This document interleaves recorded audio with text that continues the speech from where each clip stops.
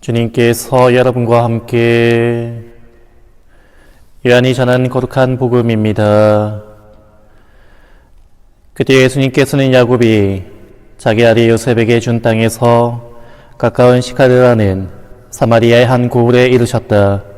그곳에는 야곱의 우물이 있었다. 길에 거느라 지치신 예수님께서는 그 우물가에 앉으셨다. 때는 정오 무렵이었다. 마침 사마리아 여자 하나가 물을 기르러 왔다. 그러자 예수님께서 나에게 마실 물을 좀 다오 하고 그 여자에게 말씀하셨다. 제자들이 먹을 것을 사러 고을에 가 있었다. 사마리아 여자가 예수님께 말하였다. 선생님은 어떻게 유다 사람이시면서 사마리아 여자인 저에게 마실 물을 청하십니까? 사실 유다인들은 사마리아인들과 상종하지 않았다. 예수님께서 그 여자에게 대답하셨다. 내가 하느님의 선물을 알고 또 나에게 마실 물을 좀 다오 하고 너에게 말하는 이가 누구인지 알았더라면 오히려 내가 그에게 청하고 그는 너에게 생수를 주었을 것이다. 그러자 그 여자가 예수님께 말하였다. 선생님, 두레박도 가지고 계시지 않고 우물도 깊은데 어디에서 그 생수를 마련하시렵니까? 선생님이 저희 조상 야곱보다 더 훌륭한 분이시라는 말씀입니까? 그분께서 저에게 이 우물을 주셨습니다.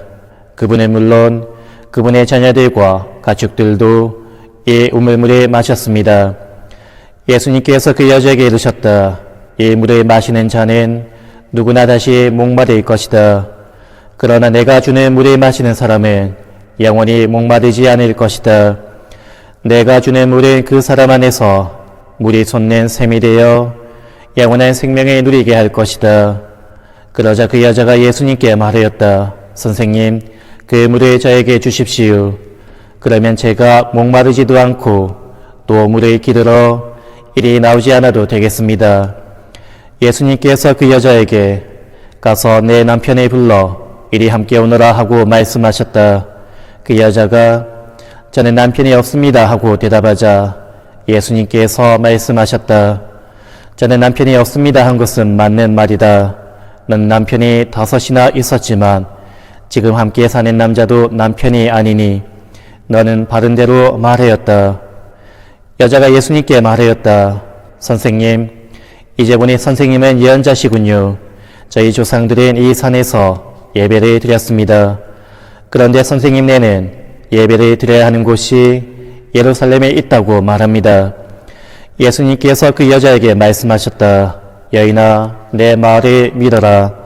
너에게 이 산도 아니고 예루살렘도 아닌 곳에서 아버지께 예배를 드릴 때가 온다. 너희는 알지도 못하는 분께 예배를 드리지만 우리는 우리가 아는 분께 예배를 드린다. 구원은 유다인들에게서 오기 때문이다. 그러나 진실한 예배자들이 영과 진리 안에서 아버지께 예배를 드릴 때가 온다. 지금이 바로 그때다. 사실 아버지께서는 이렇게 예배를 드리는 이들을 찾으신다. 하느님의 영이시다. 그러므로 그분께 예배를 드리는 이는 영과 진리 안에서 예배를 드려야 한다. 그 여자가 예수님께 저는 그리스도라고 하는 메시아께서 오신다는 것을 압니다. 그분께서 오시면 우리에게 모든 것을 알려주시겠지요 하였다. 그러자 예수님께서 그 여자에게 말씀하셨다. 너와 말하고 있는 내가 바로 그 사람이다. 바로 그때 제자들이 돌아와 예수님께서 여자와 이야기하시는 것을 보고 놀랐다. 그러나 아무도 무엇을 찾고 계십니까? 또는 저 여자와 무슨 이야기를 하십니까? 하고 묻지 않았다. 그 여자는 물동이를 버려두고 고을로 가서 사람들에게 말하였다. 제가 한 일을 모두 알아맞힌 사람이 있습니다. 와서 보십시오. 그분이 그리스도가 아니실까요? 그리하여 그들이 고을에서 나와 예수님께 모여왔다. 그러는 동안 제자들은 예수님께 스승님 잡수십시오 하고 권하였다. 그러나 예수님께서 나에게는 너희가 모르는 먹을 양식이 있다 하시자 제자들은 서로 누가 스승님께 잡수실 것을 갖다 드리기라도 하였다는 말인가 하고 말하였다. 예수님께서 다시 그들에게 말씀하셨다. 네 양식은 나를 보내신 분의 뜻을 실천하고 그분의 일을 완수하는 것이다. 너희는 아직도 넉 달이 지나야 수확할 때가 온다 하고 말하지 않느냐. 자, 내가 너희에게 말한다. 눈에 들어 저 밭들을 보아라. 곡식이 다 익어 수확할 때가 되었다. 이미 수확하는 이가 삭슬 받고 영원한 생명에 들어갈 알곡을 거두어 드리고 있다.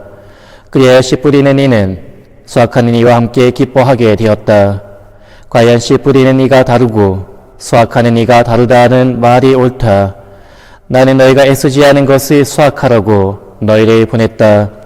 사실 수고는 다른 이들이 하였는데 너희가 그 수고의 열매를 거두는 것이다. 그 고을에 사는 많은 사마리아인들이 예수님을 믿게 되었다. 그 여자가 저분은 제가 한 일을 모두 알아마쳤습니다 하고 증언하는 말을 하였기 때문이다. 이 사마리아인들이 예수님께 와서 자기들과 함께 머무르시기를 청하자 그분께서는 거기에서 이틀을 머무르셨다. 그리하여 더 많은 사람이 그분의 말씀을 듣고 믿게 되었다.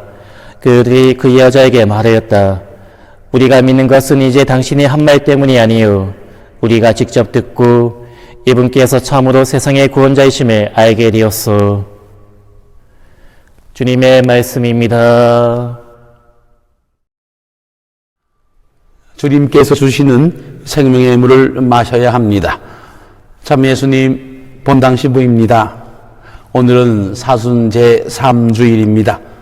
오늘 복음과 독서의 말씀은 영원히 목마르지 않는 생명의 물에 대한 내용을 들려주고 있습니다. 일독서인 탈출기에서는 이집트에서 해방된 이스라엘 백성들이 사막 체험 중에 하느님을 불신하며 불평과 불만을 토로하는 모습을 보여줍니다. 하느님께서는 이스라엘 백성을 해방시켜 처음 이끌어낸 곳은 젖과 꿀이 흐르는 땅이 아닌 사막이었습니다.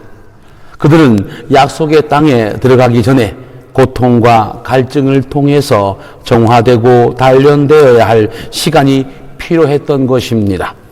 그래서 쓴물을 단물로 바꿔주시듯 항상 불평과 불신의 삶이 결코 올바른 구원의 길로 갈 수 없음을 깨닫게 해주셨습니다. 그러나 결론적으로 끊임없이 불평과 불신을 했기에 이집트에서 해방되어 나온 이스라엘 백성은 결코 그 누구도 약속의 땅을 밟을 수는 없었습니다.